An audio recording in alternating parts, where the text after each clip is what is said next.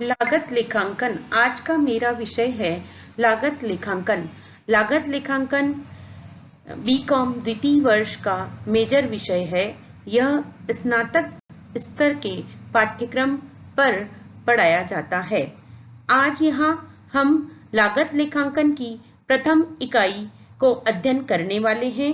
विषय शीर्षक है लागत लेखांकन का अर्थ एवं परिभाषा, लागत लेखांकन का महत्व व लागत लेखांकन का वर्गीकरण।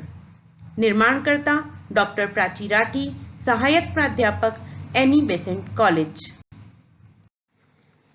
लागतों को 4 मुख्य आधारों पर वर्गीकृत किया गया है।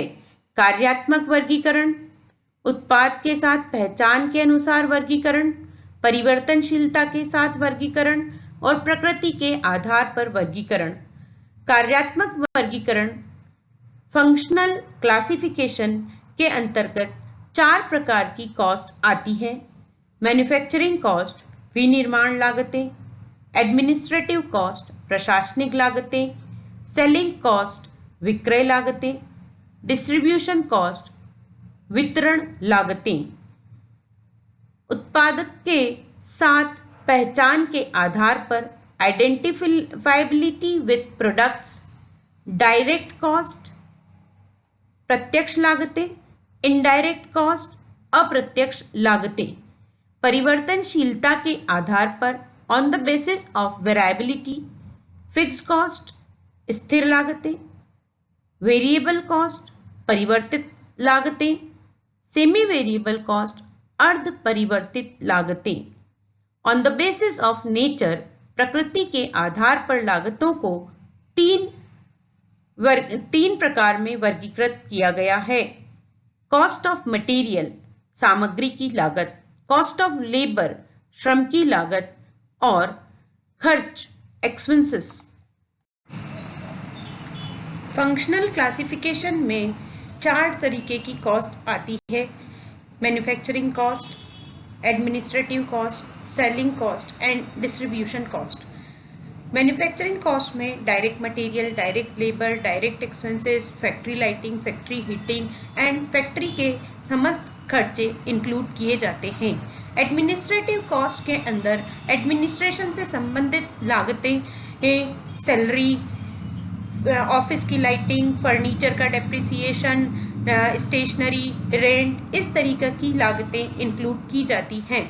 सेलिंग कॉस्ट के अंतर्गत सेलिंग से संबंधित सारे लागतें, सेल्समैन्स का सैलरी, सेल्समैन्स का कमीशन, रेम्यूनरेशन, एडवर्टाइजमेंट, इस तरीके की सारी लागतें इंक्लूड की जाती हैं। और अंत में वितरण लागतें, डिस्ट्रीब्यूशन कॉस्ट, डिस्ट्रीब्यूशन से संबंधित सारे खर्चे, जैसे कि ग्राहक के घर तक प्रोडक्ट को पहुंचाने से रिलेटेड खर्चे, होम डिलीवरी के चार्जेस, आफ्टर सेल सर्विसेज इसके अंतर्गत इंक्लूड किए जाते हैं।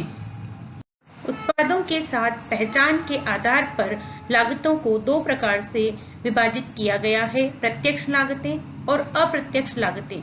ऐसी लागतें जो किसी फाइनल प्रोडक्ट में हम पहचान पाते हैं, जैसे कि एक टेबल में प्लाई का लगना, हार्डवेयर का लगना, यह डायरेक्ट लागतें हैं। जबकि ऐसी छुपी हुई लागतें जो कि बने हुए प्रोडक्ट में दिखाई तो नहीं देती लेकिन उसमें इंक्लूड होती हैं, जैसे प्लाई को चिपकाने के लिए फेविकोल का लगना, टेबल के हार्डवेयर को लगाने के लिए नट बोर्ड का लगना, इन्हीं सारी कॉस्ट को अप्रत्यक्ष लागतें कहा जाता है। फाइनल प्रोडक्ट के साथ पहचान आने वाली लागतें प्रत्यक्ष लागतें होती हैं और ना दिखाई देने वाली छुपी हुई लागतें अप्रत्यक्ष लागतें होती हैं।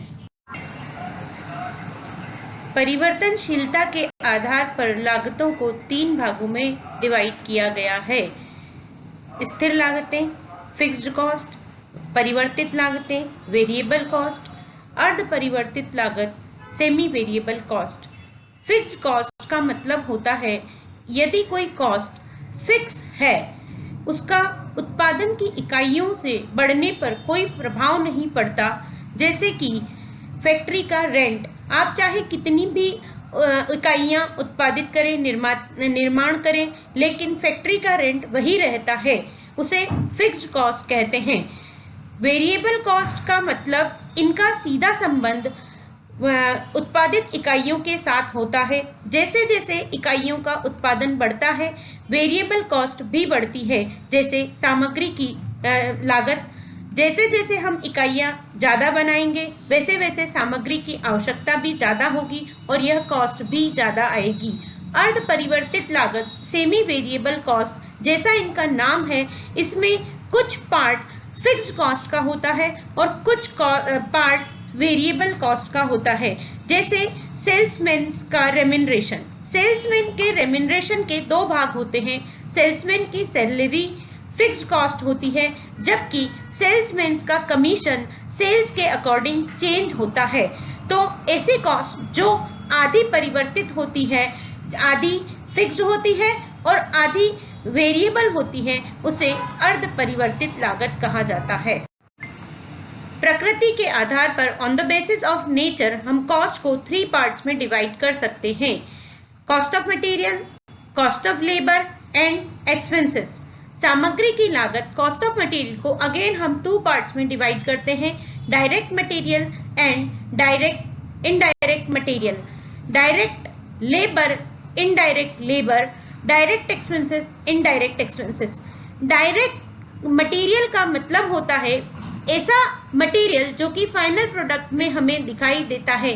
जैसे शर्ट अगर हम बना रहे हैं तो कपड़ा, बटन, वो सारी चीज़ें जो हमें फाइनल प्रोडक्ट में दिखाई दे रही हैं वो डायरेक्ट मटेरियल की कैटेगरी में आती हैं। लेकिन इनडायरेक्ट मटेरियल मतलब ऐसा मटेरियल जो हमें फाइनल प्रोडक्ट में दिखाई नहीं देता लेकिन उसे सपोर्ट करता है। जैसे कॉलर में लगने वाला कैनवास, इंटरलॉक का धागा, थ्रेड को, बटन को टांगने के लिए लगाया गया धागा इनडायरेक्ट मटेरियल होता है। डायरेक्ट लेबर मतलब ऐसा पर्सन जो कि उस प्रोडक्ट को डायरेक्टली अपने हाथों से बनाता है। जैसे कटिंग करने वाला पर्सन, सिलाई करने वाला पर्सन डायरेक्ट लेबर की कैटेगरी में आता है। लेकिन ऐसा पर्सन जो कि डायरेक्टली प्रोडक्ट को बनाता नहीं है लेकिन ग्राहकों तक पहुंचाने में हेल्प करता है, उसे इनडायरेक्ट लेबर कहते हैं। इसके अंतर्गत सेलिंग और डिस्ट्रीब्यूशन वाले पर्सन आते हैं। डायरेक्ट खर्च और इनडायरेक्ट खर्च ऐसे खर्चे जो डायरेक्टली फैक्ट्री के अंतर्गत होते हैं, प्रोडक्ट से रिलेटेड होते हैं, डायरेक्ट खर्चों की कैटेगरी में आते हैं। और इनडायरेक्ट खर्चे ऐसे खर्चे जो कि ऊपरी तौर पर होते हैं, जो दिखाई नहीं देते लेकिन उनके सपोर्ट के बिना काम नहीं हो सकता, इनडायरेक्ट खर्चों के अंतर्गत आते हैं। सारी डायरेक्ट कॉस्ट को अगर हम मिला दें तो यह प्राइम कॉस्ट बन जाती है और सारी इनडायरेक्ट कॉस्ट को अगर हम मिला दें तो ये ओवरहेड बन जाते हैं। और यही प्राइम कॉस्ट और ओवरहेड मिलकर टोटल कॉस्ट बनाते हैं।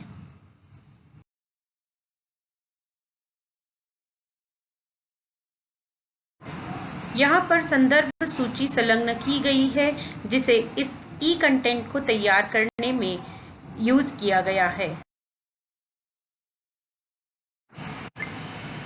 अंत में बहुविकल्पी प्रश्न दिए गए हैं।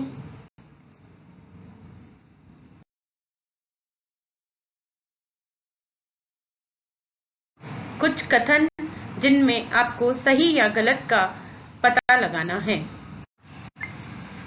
मैं धन्यवाद करना चाहूँगी coordinator E content doctor Dhirendra Shukla sir, department of higher education. Nodal officer E content doctor Diva Mishra madam, department of higher education, जिन्होंने यह स्वर्णिम अवसर हमें प्रदान किया। और साथ ही आप सभी का धन्यवाद कहना चाहूँगी जिन्होंने शांतिपूर्वक इस ई कंटेंट को सुना।